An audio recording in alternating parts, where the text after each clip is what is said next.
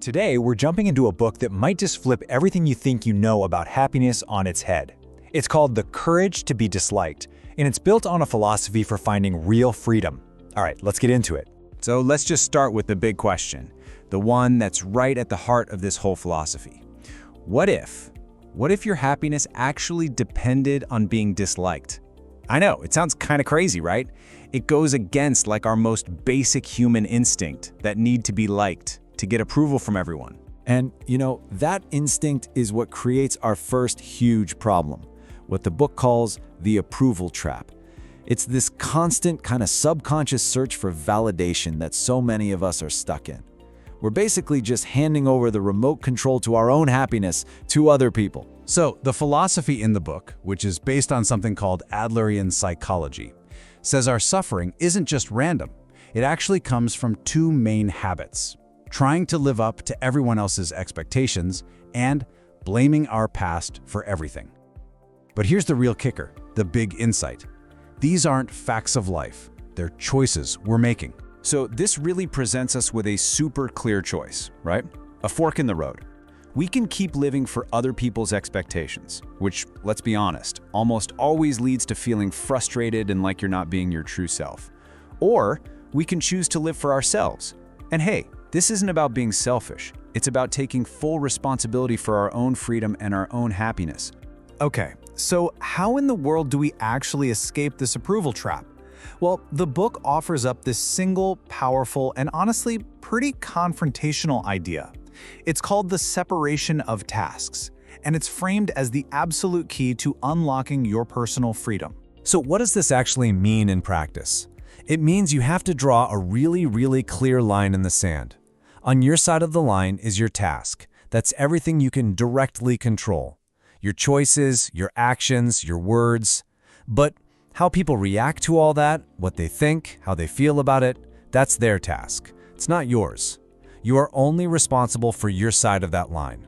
All right, let's make this super practical. Imagine you make a choice that's authentic to you, maybe about your career, or you set a new boundary with someone, and they don't like it. They're upset, maybe they're disappointed. So here's the question. Is their feeling of disappointment your task to fix? According to this philosophy, the answer is a crystal clear and frankly liberating no. And this is why this whole concept is so incredibly powerful. The second you stop trying to manage how other people feel, you just untangle yourself from so much conflict and anxiety. It frees you up to live by your own values. You can still be respectful, of course, but you're doing it without carrying that impossible burden of trying to please absolutely everyone. Okay, so understanding this idea is one thing, but actually putting it into practice, that's a whole other ballgame. So let's move on to the practical stuff, a toolkit for freedom, if you will, with real, actionable steps you can take. So this whole path, it really starts with making a conscious decision to just stop seeking approval. From there, you pull your focus into the present moment, because that's the only place you actually have any power. This helps you practice self-acceptance, letting go of all that self-criticism. And finally, you learn to see conflicts not as these big threats, but just as simple differences in what's your task and what's their task. And just think about that first step for a second. If you live a life that is genuinely yours, it's literally impossible for everyone to like it. Someone, somewhere, is not going to approve of your choices. And accepting that, not as a failure, but as the unavoidable price of your freedom, well, that's what real courage looks like. This is also where the whole philosophy just directly challenges that old idea that your past defines who you are. It basically argues your life isn't some story that's already been written. You have the power, right here, right now, in this moment, to choose a totally new direction, no matter what's come before. And all of this leads to a final and I think really beautiful reframing of what we're all chasing. I mean, if happiness isn't about getting approval or getting validation from others, then what on earth is it? Well, this quote right here sums it all up perfectly. The book suggests that true, lasting happiness, it's not something you can chase directly for yourself. It's a byproduct.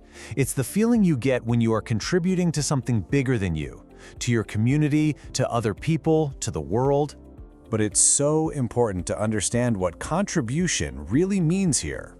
It has nothing to do with getting recognition or comparing yourself to others. Nope. It's just that deep, profound feeling of being useful. of adding value, even if nobody is watching or giving you a gold star for it. At the end of the day, this just flips the entire goal on its head. We stop asking, what can I get from the world? And we start asking, what can I give? And just like that, the whole pursuit of happiness transforms from this kind of self-centered act into one filled with purpose, connection, and community. So I'll leave you with this final thought to chew on. Just for a moment, forget about the likes, the approval, the recognition. Just ask yourself this: what's one small thing you can contribute today, without seeking anything at all in return? Because that, right there, that might just be the most direct path to the freedom and happiness you've been looking for all along.